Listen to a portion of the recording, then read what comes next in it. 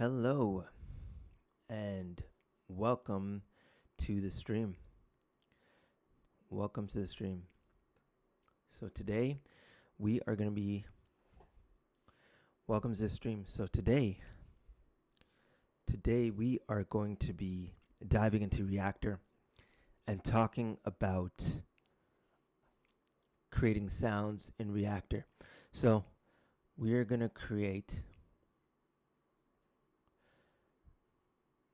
to design a custom plucked synth in Reaktor. So hey everyone, welcome to today's live stream. I'm DannyXander, and we're going to be building out a Pluck Synth from scratch in Reaktor. And Pluck sounds are perfect for arpeggios, leads, and adding rhythmic textures to your tracks. So this will be a fun and practical application or tutorial. So let's dive right in.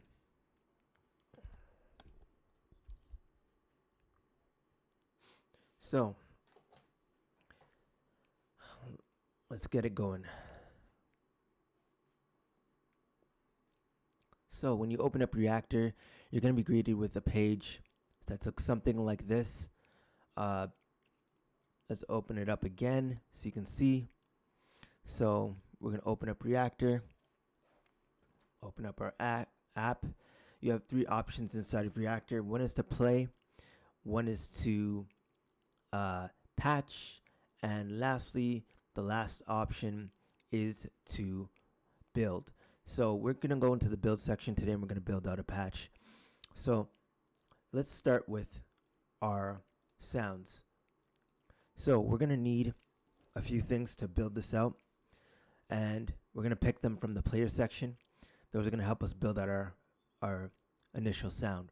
So when we have it here, we're going to grab so let's get the basics first. We're going to add an oscillator, which will be the core of our sound.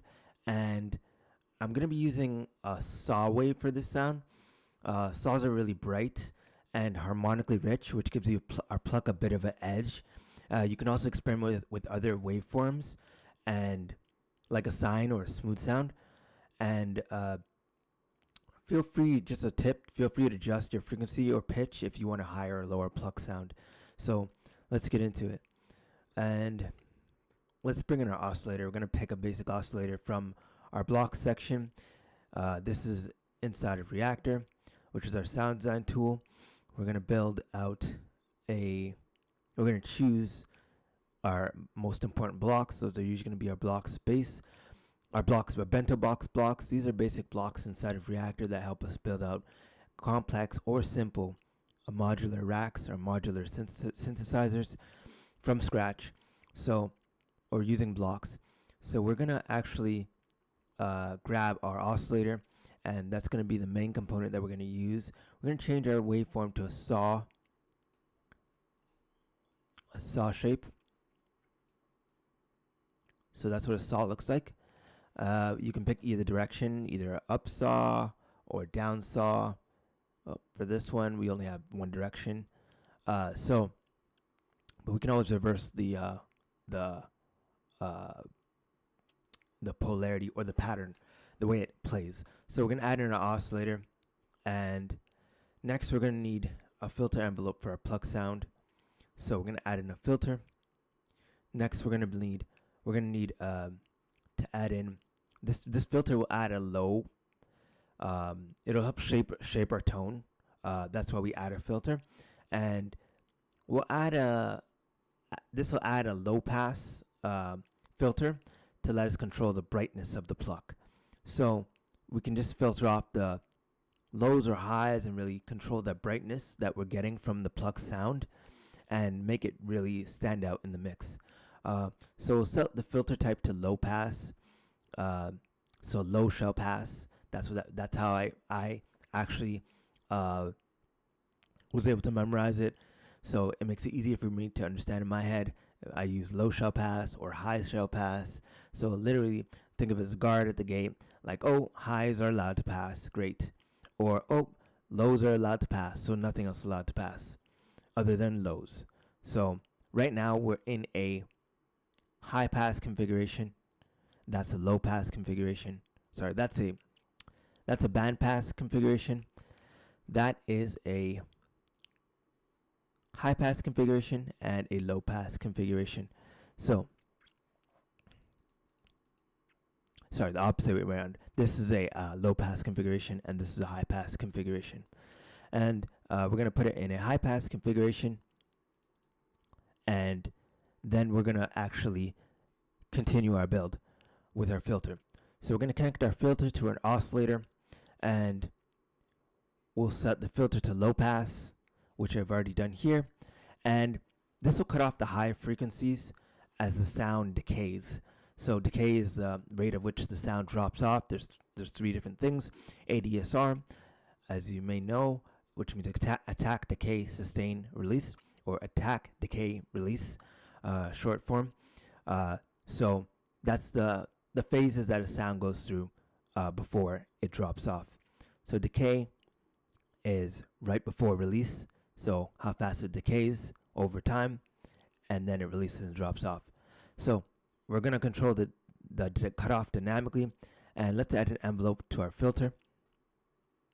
So we're going to add in an envelope, and that envelope is going to be part of this whole build, and we'll connect that to our filter. So this will be our filter envelope. So let's rename this. It'll make it easier for us in the future so we know what we're doing. We're just going to call it filter, ADSR for short, and then we're going to connect that to our util. We actually need one more piece just to trigger from our keyboard. That's going to be a note in util, and we need to connect that to our pitch, and that also to our gate connection, and then we can connect to out. You should be hearing something now, but we have no control over amplitude, so it's actually just as loud as it is right now. So we're going to set the attack to 0. I'm going to actually mute this out, just so for now, so we can focus on the build. We're going to set the attack on the ADSR envelope to 0. We're going to set the decay around 300 to 500 milliseconds. So looking at our numbers, we just dial it in. 300.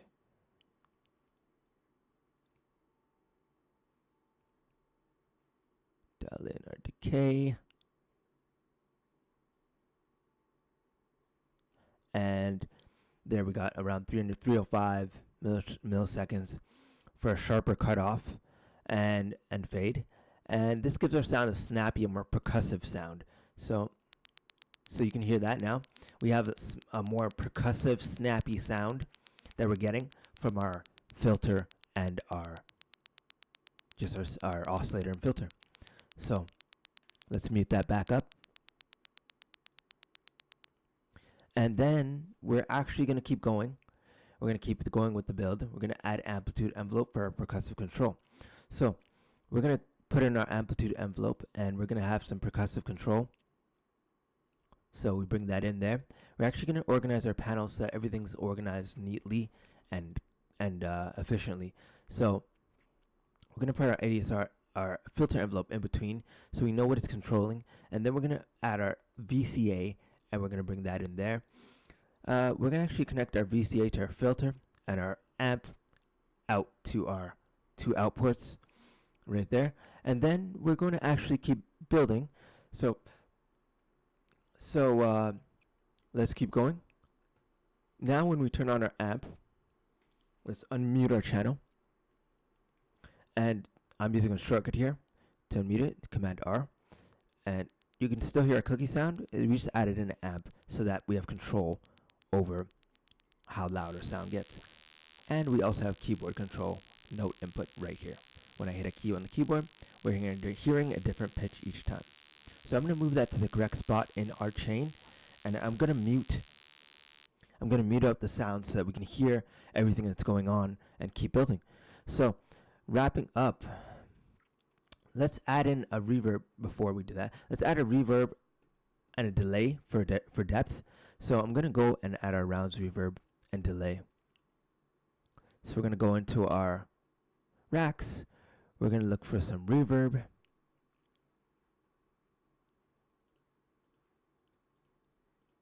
Let's see if we can find a reverb in our blocks. And here's some reverb and delay. So we pulled in some reverb and delay into our session. We're going to connect those up just by using the left and right in and out ports and connecting them in series to each other so that we can have a smooth flow of the signal out to the speakers. So now we're going to actually unmute so we can hear what we have. So you're not hearing anything because I didn't press a key, and amplitude is not all the way up, so it's not controlled by my keyboard. But if you listen, there's a pitch now, and I can change that pitch with my keyboard control inputting.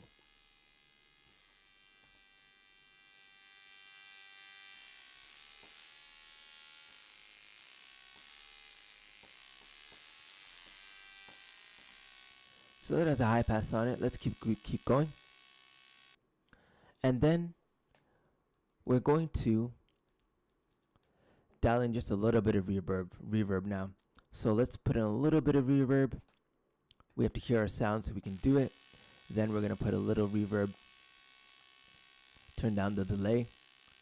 Dial in some reverb in the mix. We wanted about 50%. That's okay. Let's make the size a little bigger. And let's actually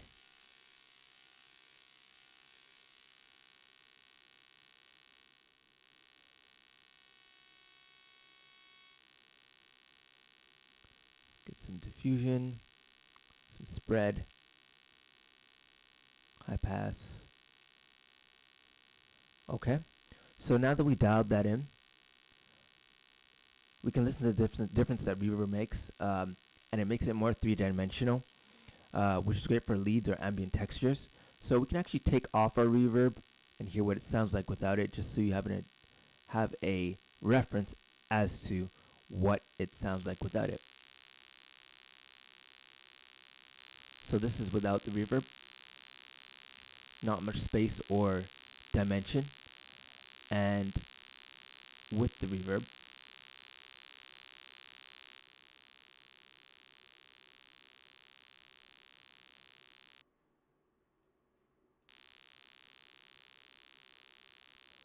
so let's disconnect the reverb, and then with it,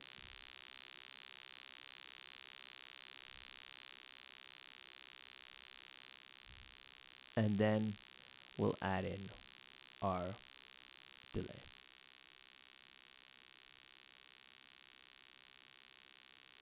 And there we go. So now we've got our full signal chain. Let's add another envelope so we have control over our VCA. I'm going to duplicate this one, and we're going to call it our amplitude envelope. Why is that? Because it's controlling our amplitude.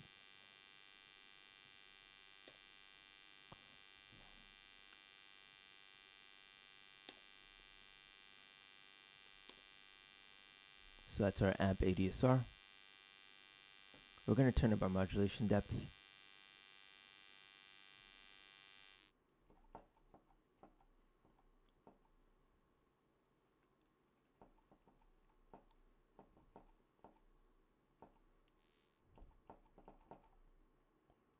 Okay.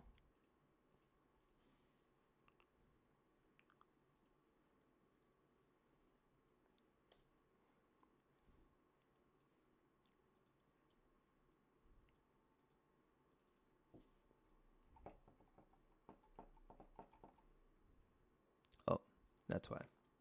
We're not connected up to a gate connection. We're connected up to the pitch. That's supposed to be gate. That's why it wasn't working.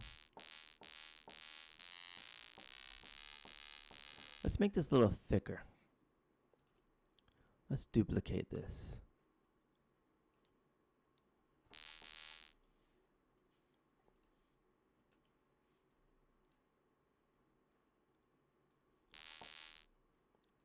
So we need one more thing to make it a little thicker. So we're going to add in a mix.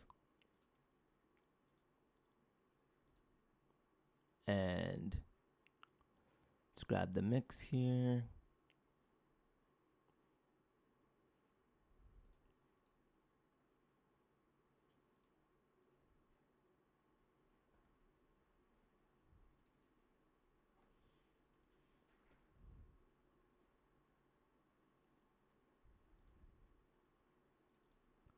And we're going to mix the signals in for our final results.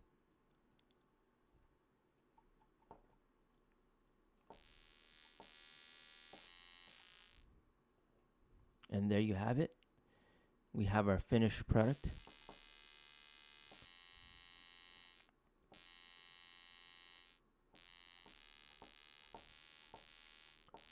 Let's add a little more delay. Make it a little bit bigger sounding. We can even take off the high pass if we want to.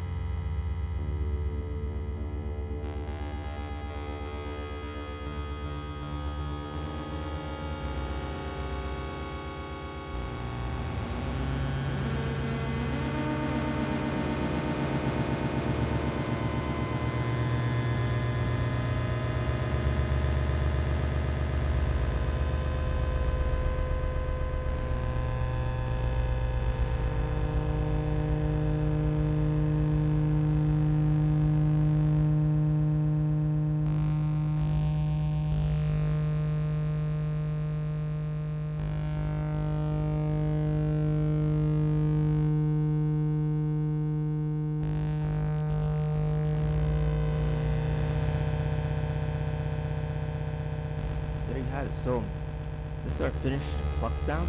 We can refine this as much as we want, but as you can see, we've created a sound using just a few basic modules: sawtooth, a low-pass filter, 2 envelopes, and a bit of reverb. And it's easy to make, but has a lot of potential for customization. And feel free to tweak the filter and envelope settings and create a variation of this Pluck sound, or even try different waveforms to change the character of this sound. Thanks so much for joining me today. And if you enjoyed this live stream, please like and subscribe and hit the bell to stay updated on future sound design sessions. And let me know in the comments if there's a specific synth or effect you'd like me to cover next. And see you next time. Peace out.